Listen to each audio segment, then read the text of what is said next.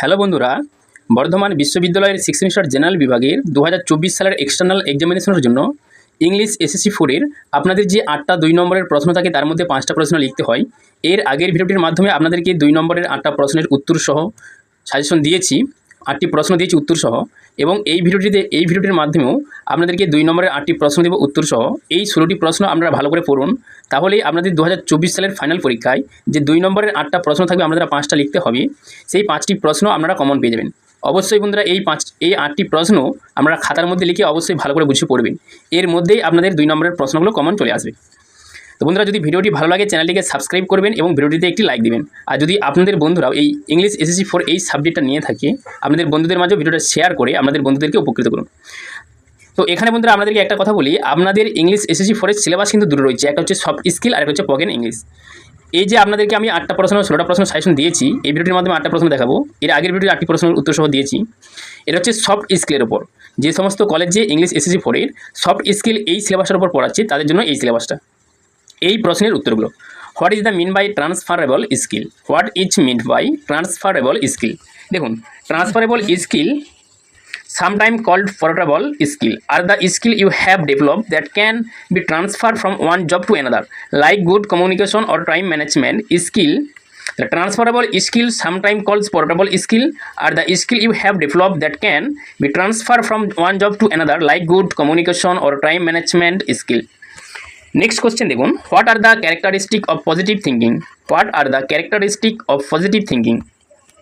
According to the positive mental attitude philosophy, a positive mindset is synonymous with hope, optimism, courage and kindness. It also means not giving into negative and hopelessness even in difficult situations.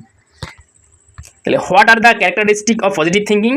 Now, according to the positive mental attitude philosophy, a positive mindset is synonymous with hope, optimism, courage and kindness. It also means not giving into negativity and hopelessness even in difficult situation. What is the full form of SWOT? What is the full form SWOT? দেখুন, SWOT stand for strength, weakness, opportunities and threat. SWOT stand for strength, weakness, opportunities and threat. What do you understand delegating mention? What do you understand delegating mention? Delegation is the process of distributing and entrusting work to another person. In management leadership within an organization, it involves a manager aiming to efficiently distribute work, decision making and responsibility to the subordinate worker in an organization. Written and spoken communication used to different type of language.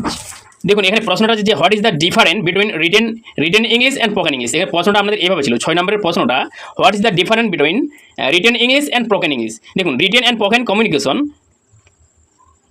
spoken communication used to different type of language, slang and tags. For example, are more often used when speaking. Spoken language involve speaking and listening skill, while written language require with writing and reading skill.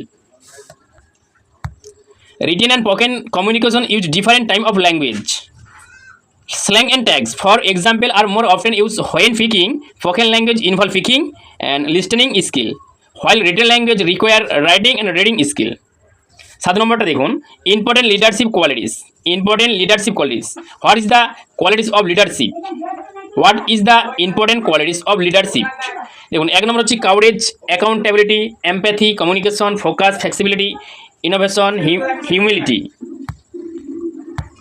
কাউরেজ, accountability, empathy, communication, focus, flexibility, innovation, humility.